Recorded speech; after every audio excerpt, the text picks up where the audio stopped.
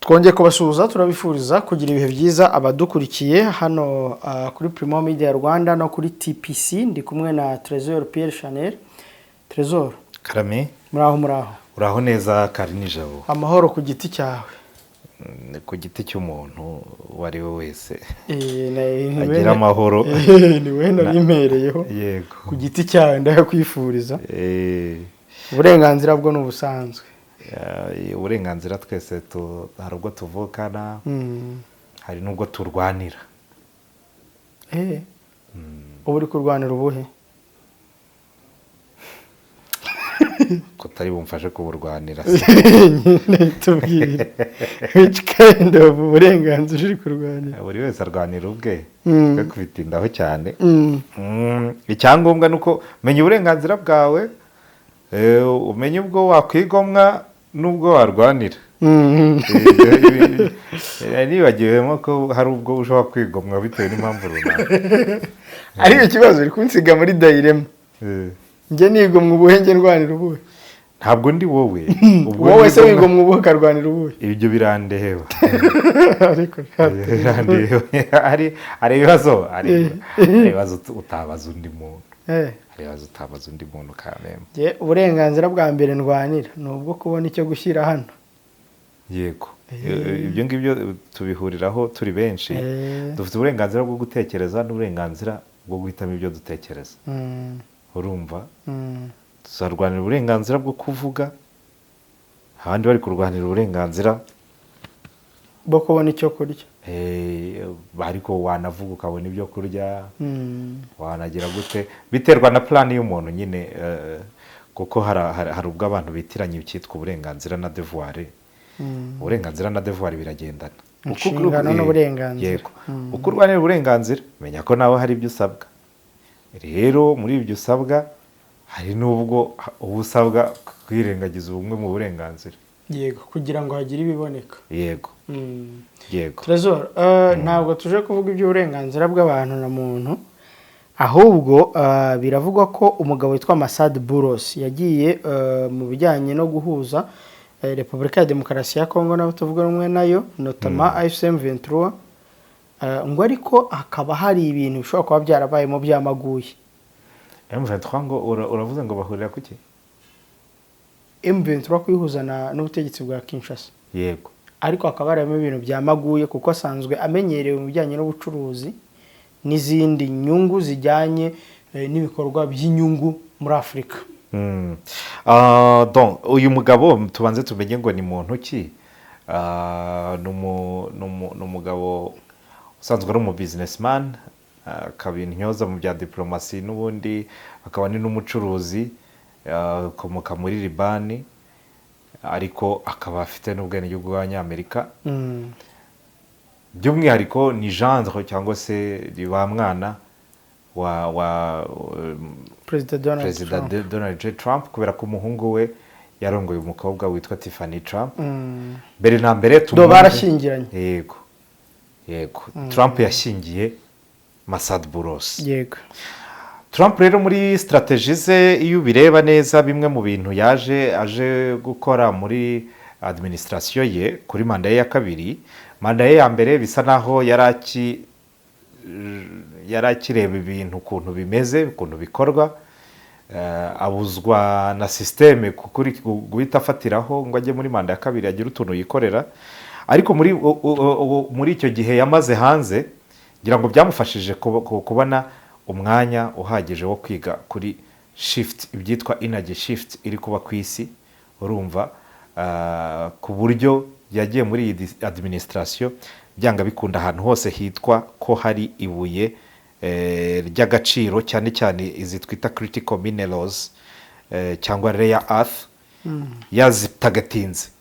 Kandi impamvu mbihereye ibyo byose nuko ahantu hari inyungu ze bwite, cyane inyungu rusange, izita ko ari inyungu rusange ariko bizarangira nawe akoze inyungu ze bwite, yagiye yohereza y'abantu bafite aho bahuriye na famiye ye. Iyo turebye Jared Kushner nawe ni umukwe we. Yego, ni umukwe wa Trump. We agomba kuba ari umugabo wa Ivanka yego. Ivanka Trump, hanyuma umuhungu wa Masad Boulos we akaba umugabo wa Tiffany nk'uko twari twabibabwiye. Uyu nguyu yamwohereje muri aferi zo mu burasirazuba bwo hagati, Jared Kushner. Hanyuma afata uyu munyaribani, nubwo bwose ari uwo muri Libani, wenda niwe wakabaye ametiriza, watekereza ko ari uwo ametiriza cyane ibyo mu burasirazuba bwo hagati, ariko ntabwo yabimetiriza kurusha Jared Kushner, kuko Jared Kushner afite n'inkomoko mu Bayahudi, urumva. Ndetse yemwe naho ngaho muri Libani bakubwira ko no muri Jordani afite y'ibirwa yaguze, nubwo bwose nabonye abaturage bari bigaragambije mu mihanda bari kumubuza ngo kuzabyubaka, ariko azaba yubuza yarangije no gutanga isoko, bubake amashato, bubake na hoteli, za hoteli ziba zinjira no mu nyanja mu gakeya. Uwo ni umwe. Uyu rero tugiye kugarukaho cyane, uyu witwa Masad Boulos. Masad Boulos we kuba ari mukuru, akaba ari n'umuntu uvuga igifaransa n'icyongereza, urumva, byafashije Donald J. Trump kumwizera, kandi yari yaranasavinzeho n'indi mirimo n'ubundi muri Afurika, kubera ko yarasanzwe aba muri Afurika yo mu majyaruguru, muri Maghreb, ndetse no mu ihembe rya Afurika. Abantu benshi bari kuza muri aka karere, ngira ngo sinzi niba warabibonye ko hari icyita rusange cy'uko babanje mu ihembe rya Afurika. Birasa naho hari ibintu bari baragiye gukorayo nyuma yaho, ariko hari igihe njya mvuga ibintu nyine nkahita njya muri bya bindi ntazi cyane. Nyine hari ibintu njya kuvuga ngahita mvuga, ariko ibi nimbivuga uko bitari, mwe kundenganya, n'ubundi ntabyo mba nzi, urumva. Abantu bari bavuye mu ihembe rya Afurika, uhereye kuri uyu Swan, James Swan uramuzi, wa MONUSCO, yaravuye mu ihembe rya Afurika. Ariko James Swan undi hano yarahabaye munsi y'ubutaka, we yarahabaye cyane, we n'indi nkuru twajya kumuvuga igihe kirekire, guturuka muri 1996 rwose. Hano hantu arahazi, atari n'ibyo gusa, yemwe ihirima rya Mobutu ararizi, ndetse unamurebye neza atangiye gukurikirana ibya muri aka karere na mbere yaho, urumva. Icyo nkubwira nuko nyuma ya James Swan haje uyu mugabo duherutse kubona nka ambasaderi udasanzwe wa Leta Zunze Ubumwe za Amerika mu Rwanda, nubwo bataramwemeza ngo ashyikirize impapuro umukuru w'igihugu cy'u Rwanda, cyangwa se undi yazishyikiriza tumwemerera guhagararira Leta Zunze Ubumwe za Amerika mu buryo officiel. Nawe yaraturutse mu ihembe rya Afurika, akaba n'intasi ya CIA mu ihembe rya Afurika, Nicholas Cheka. Mbaza ngo bavuyeyo bigenze bite? Na Masad Boulos niwe wabanje kuvayo. Bavuyeyo bigenze bite? Ibintu bisa naho birangiye, Somaliland ibaye igihugu. Uri kubyumva ibyo bintu? Yego, nibyo arya menya rero twabivuganaga. Ni guhurirana kwa Swan na Nicholas Cheka ntago ari ibintu. Ntago bishoboka, bavuye mu ihembe, hari utuntu barangijeyo. Bababwiye bati mission accomplished hano, reka tubereke indi mission mujyaho. So ahubwo wakwibaza ngo niye yabamanuye, nayiragaragara, ariko reka tukomeze. Ntabwo nyiziyo, nuyimenya wenda uzambwire, kubera ko nyine wavuze ko hari ibintu ugiye kuvuga utazi, nanjye nahise mbyakira. Yego, urumva. Ikindi nuko aba bose baje gutegurirwa na Masad Boulos. Masad Boulos niwe wabanje muri izi gahunda, urumva. Ndetse yemwe yaje yigaragaza nk'umuntu uri netre, asura igihugu cya Repubulika ya Demokarasi ya Kongo, asura n'u Rwanda, bajya kumwerekaho aba FDLR iyo bavuye mu mashyamba, cyangwa se abandi bantu bavuye mu mashyamba ya Kongo babanza kunyura mu bigendanye na reintegration, urumva. Ibi byose ajya gusura hano ruguru Nyakabingo mu mabuye y'agaciro, sura ahantu henshi.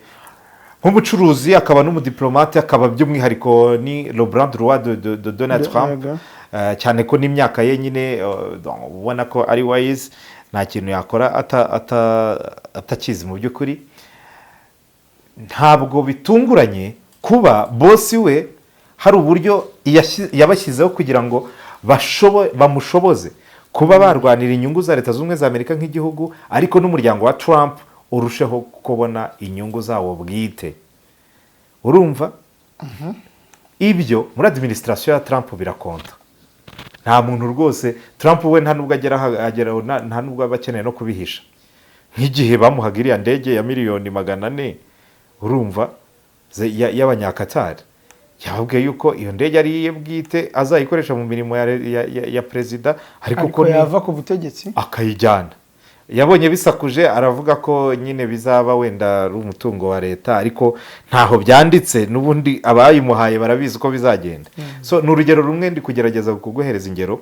Rero ikinyamakuru cyitwa Tablet Magazine nicyo cyaje kugaragaza yuko burya uyu mugabo witwa Masad Boulos aho yagiye anyura atari no muri Repubulika ya Demokarasi ya Kongo nk'uko wari uhereye wenda kuri mediation yari arimo hagati ya Repubulika ya Demokarasi ya Kongo ndetse na M23, ariko saho honyine.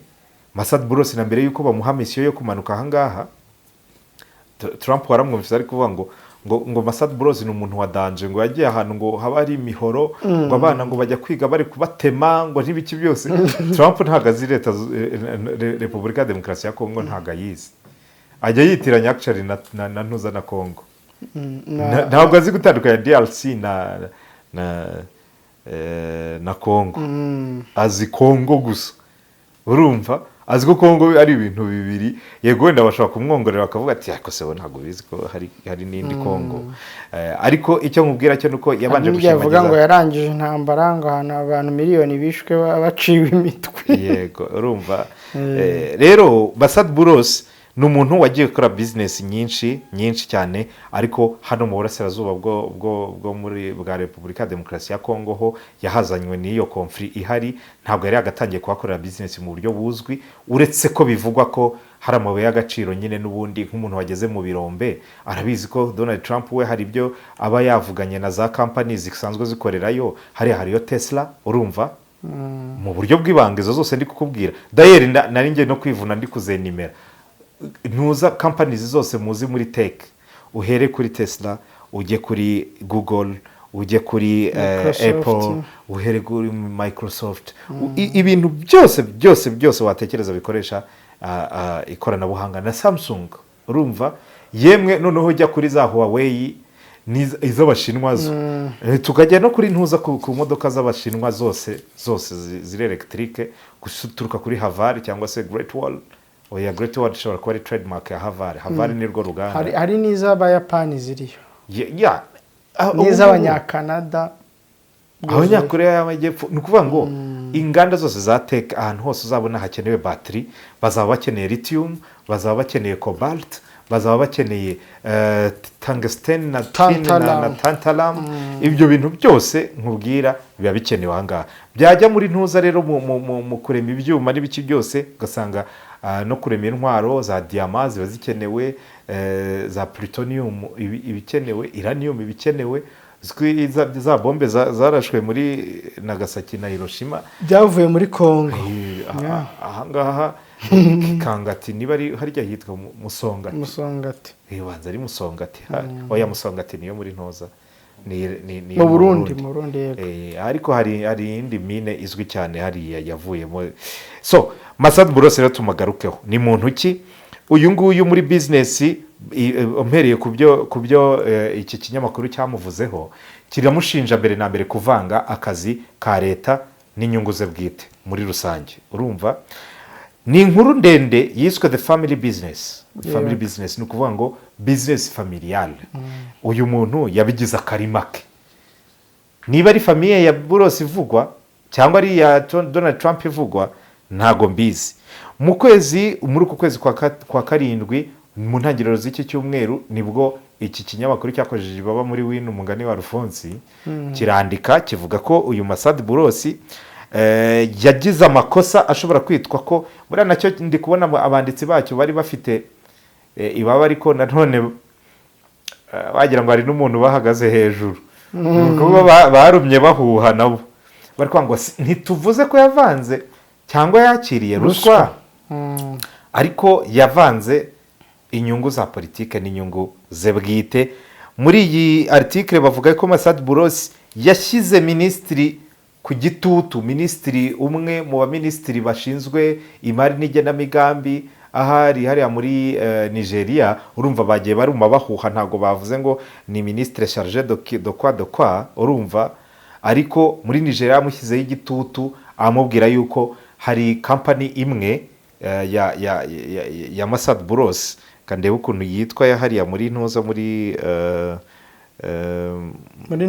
Nigeria, urumva, bavuga ko yitwa Escowa Nigeria PLC, urumva, yabaye PDG na perezida w'iyo sosiyete, urumva, ikaba ibarizwa mu cyitwa entreprise y'icyitwa Groupe Fadul, urumva. Escowa rero niyo yari yararangije gukorera imirimo muri Nigeria, noneho Masad Buros akeneye ko bongerera icyitwa lisansi, uruhushya rwo gukorera muri Nigeria.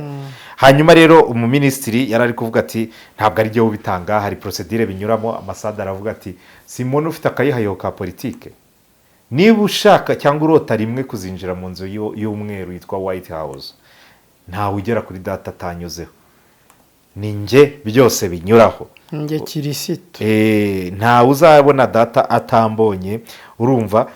Iyi kampani rero ikaba ikora ibintu bya assemblage y'amamodoka, buriya n'amamodoka menshi, buriya muri Nigeria hatunganyirizwayo na za Benz, Mercedes nyinshi, nka za Toyota buriya hari zitunganyirizwayo. Ntabwo ingana n'ubwo bwose tuba tuzi ngo Toyota n'urw'abayapani, Toyota ifite assemblage, izine d'assemblage ahantu henshi cyane, nk'uko dufite nyine wenda nka Volkswagen iteranyirizwa aha ngaha.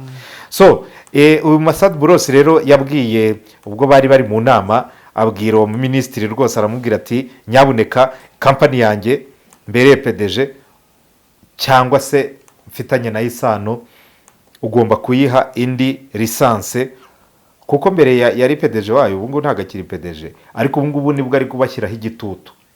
Ya kampani yanjye mfitemo isano, dufitanye isano, nutayiha lisanse biraza kumera nabi. Hanyuma minisitiri yabaye nk'ureba hirya yivugisha ibiki, aravuga ngo si vous voulez un jour avoir accès à la Maison Blanche, cela passe par moi.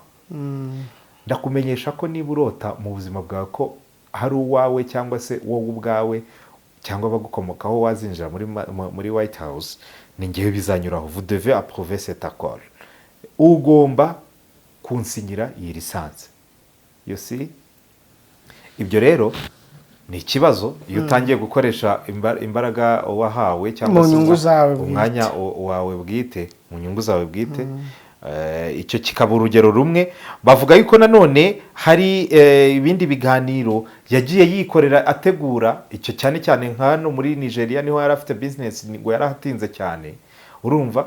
Mu gihe yoherezwa nk'intumwa ya Leta Zunze Ubumwe za Amerika, we umupapa yari amaze kugera ku rwego rwo kwigendera ku giti cye, akabwira perezidanse ya Nigeria ngo mutegure inama hagati yanyu nanjye, apana mu kazi ka Leta Zunze Ubumwe za Amerika, atari hagati ya Leta Zunze Ubumwe za Amerika na Masad Buros ushinzwe. Bavuga yuko yanabwiye ibiro bya perezida ngo bimutegurire audience na perezida, bahure perezida we. Of course bamubwiye ngo intumwa Tinubu bora Tinubu, uyu musaza ugenda asanzira, ati ni intumwa ya Amerika mu bibazo bya Afurika, ni sleeping Tinubu nawe. Ariko nawe ugakabye neze sinabonye basigaye sleeping Joe, sleeping Tinubu. Rero baramubwiye bati wapfa ati iki, intumwa perezida Donald Trump yagushaka, ati mufungure imiryango, ati mupanga inama, mutegura amafeste, mutegure ibiki byose, akamwakira nk'umuntu uje mu butumwa bwa Leta Zunze Ubumwe za Amerika, or aje kwinegosiyira ibye. Nibyo bavuga ngo yakwepaga kano cyangwa se inzira ziri diplomatike zisanzwe zaragenwe z'uko ibihugu byombi biganira, akaganira n'aba bategetsi nkawe ku giti cye, bigatuma rero ambasade iri aho ngaho ya Leta Zunze Ubumwe za Amerika muri Nigeria icanganyikirwa, kavuga iti se ibintu byateguwe gute ko tutatumiwe, ko bimeze bite, ko niba ari akazi kantuza ka Leta Zunze Ubumwe za Amerika twakabaye tubizi, akaza kikorera utuntu twe. Yego. Hanyuma rero bavuga yuko mu kwezi kwa mbere muri uyu mwaka aribwo yayiciye umurya, urumva noneho ubwo yari mu nama noneho yari ofisiyeri yari inama noneho ya leta ari mu kazi ka leta zunze ubumwe za Amerika barangije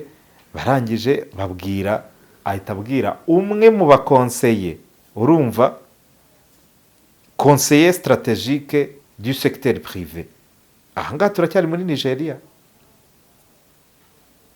ariko sinzi byancanze niba ari ibyo muri Nigeria niba ari ibyo muri leta zunze za Amerika ko izi ngero bagiye barazitanga hose ariko icyita rusange ni uko akora imirimo yitwaje izina ry'igihugu ahagarariye akaba yakora amaferi prive. Uyu mu advisor rero wari ushinzwe umujyanama mu rwego rw'abikorera yaramubwiye ati iyaranje umuhungu wanjye witwa Michael Burrows ashaka akazi kandi poste nyine yahindi ihembeshwa igiti ingorofani igitiyo ni gitoya ikigorofani cyangwa ingunguru we urumva kandi nanone hano baba bari nta nzara baba bafite nka bya bindi turi kuvuga ngo gutekereza ngo watekereza se ngo utariye nanone iyo utekereza neza iyo wariye utangira no gutekereza ati ariko se nzajya ntekereza nariye amaganda cyangwa se nzajya ntekereza big deal kuko bariye big fish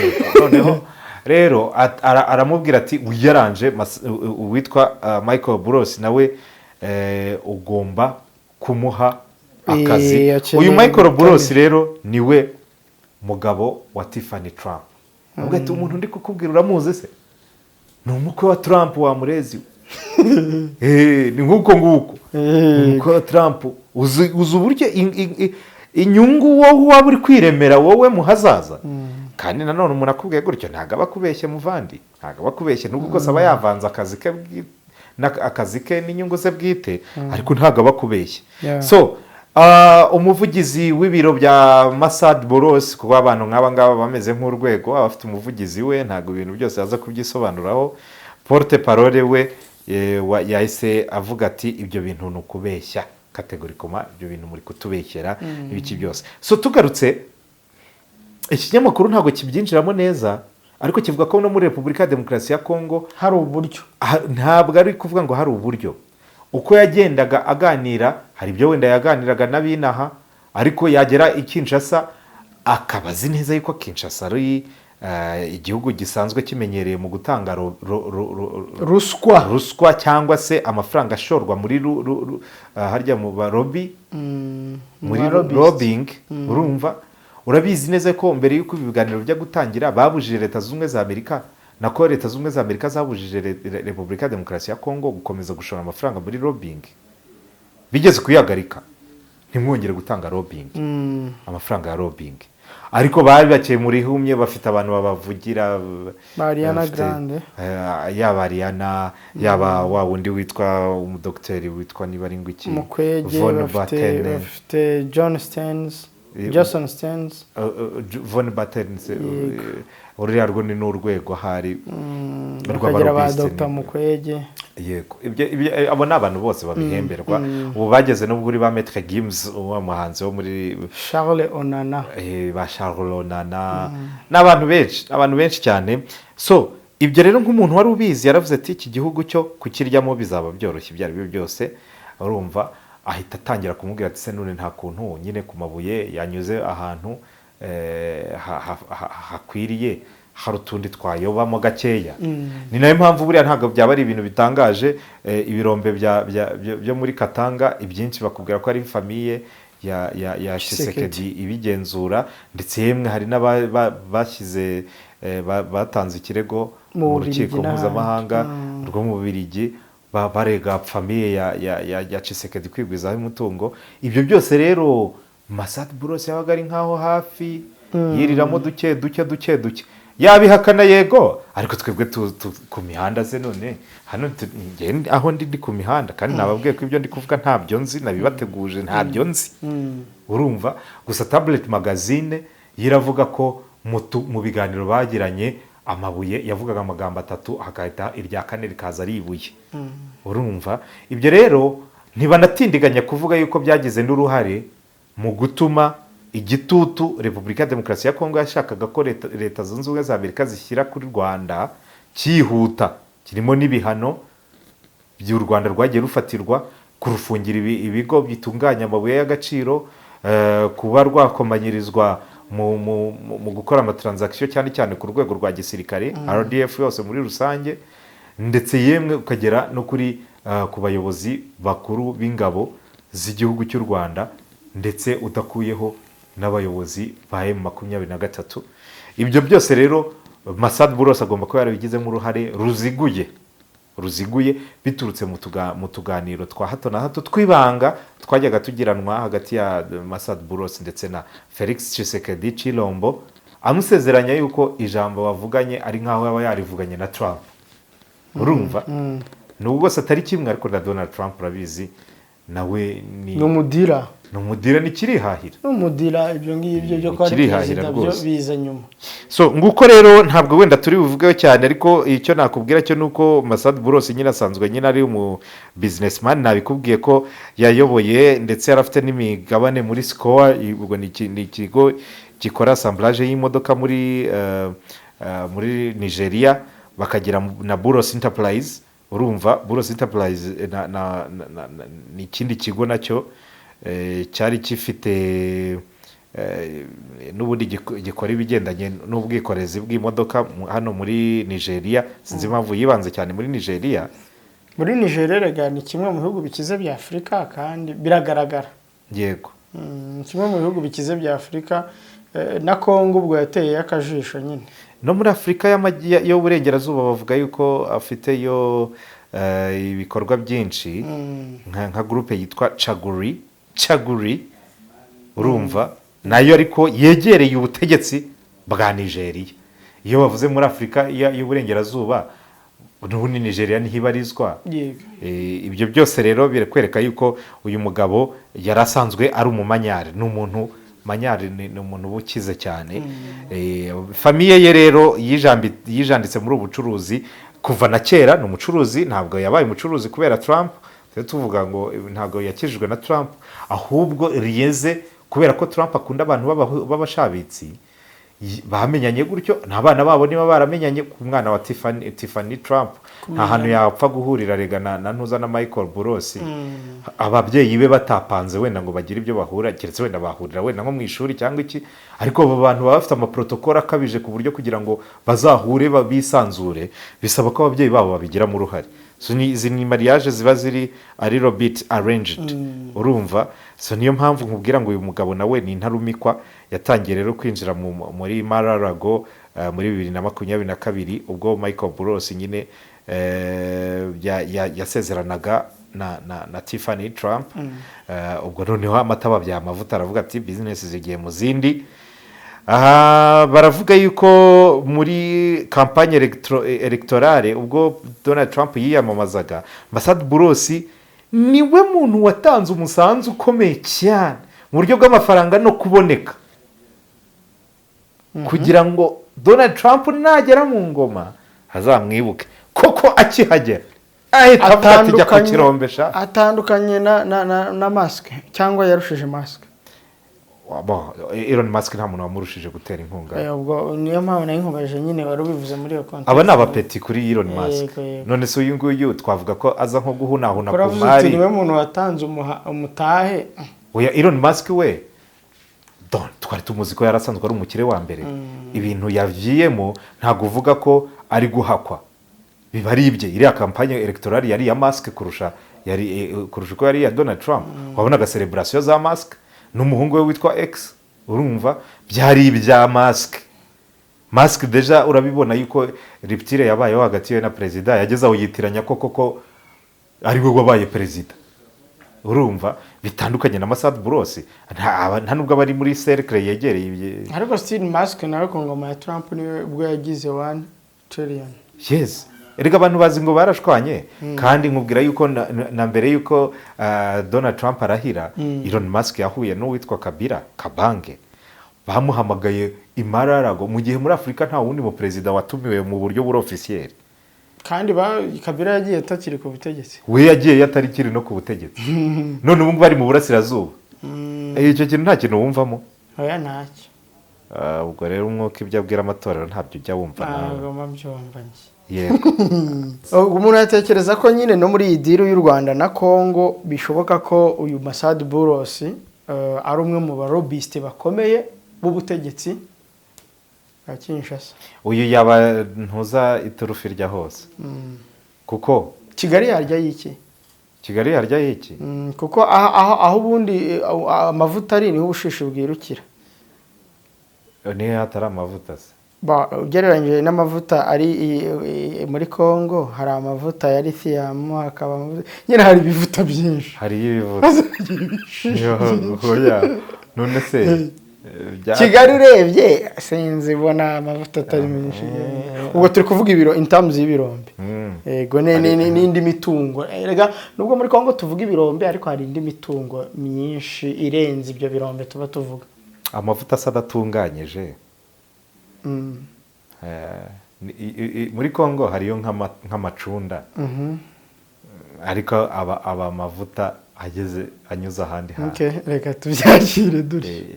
Yaba amavuta anyuze ahandi hantu. Cyangwa se ushobora gutwara n'amacunda menshi niwanyuze i Kigali ukanyuza naza. Uko byamera kose amakoridoro yo bari arahari. Na cya Robito urakibuka. Na cya Robito kirahari. N'ibyo basinyanye n'abanyatanzania. Urabizi ko basinyanye dire y'amabuye y'agaciro. Hari ibintu bya Solowezi na Kolwezi. Yego, urumva Kolwezi. Ibyo bintu byose rero iyo birebye Tanzania igira amabuye yitwa amatanzanite n'abake byose ntago biri ari by'abanyamerika bashaka. Bisinyira amabuye y'agaciro kubera ko babizi neza ko hari inzira zinyura mu Burundi zigakomeza zikambuka Tanganyika zigahita zikubita Tanzania zigakomeza muri Angola. Harya ni Mwenga ni hehe ahantu hari icyambu ubwato bwari butwaye igitoro cy'abanyarwanda bwashikiye Tanga. Tanga. Yeah. Tanga rero hari ibintu byinshi biba bigomba kunyurayo nubwo bwose biyaranja izo nzira ntizigere mu Rwanda zinyuze Tanga.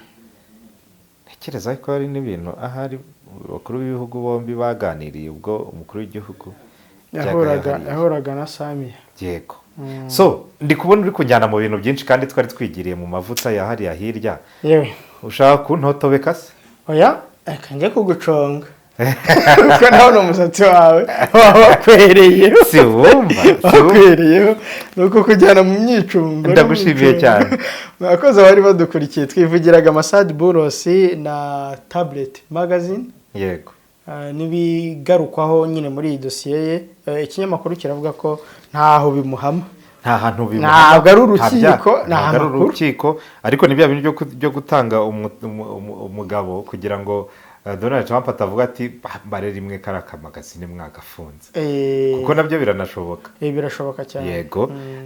Ubwo rero tubashimire cyane tubibutse yuko ya pouce bleu ushobora gukoreraho munaduhe izo ni like ndi kuvuga muduhe commentaire ndetse na subscription biba ari by'agaciro niwo musanzu tubasabye uruta ibindi ariko nanone mukurikire umubebe witwa TPC Trésor Pierre Chanel kuri YouTube akeneye abantu nibura nko kujya arebwa n'abantu barenga 1,500 akwamagana ako kizina ryanjye mwararebye musanga naho ngaho ryaguma nyine ntawe uvuka ngo yuzura ntabwo rizahaguma ngira ngo dutangira aho ryari ririmo raragenda ritera agatambwe ariko karacyari gato. Yego hakenewe urutambwe kuko murabona ahantu ubukungu bw'isi buri kugana.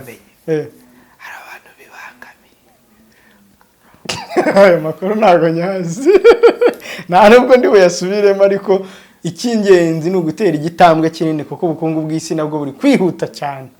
So dukeneye ko TPC yihutana n'ubukungu bw'isi uko buri kwihuta. Kandi nta kintu gikomeye rega uretse gukanda like ugakora subscription warangiza ukajya ubu wa mbere mu kubona ibiganiro bikugera. Kanakora tell a friend to tell a friend. Yego warangiza wenda unafite umwanya ugashyiraho comment uti yes.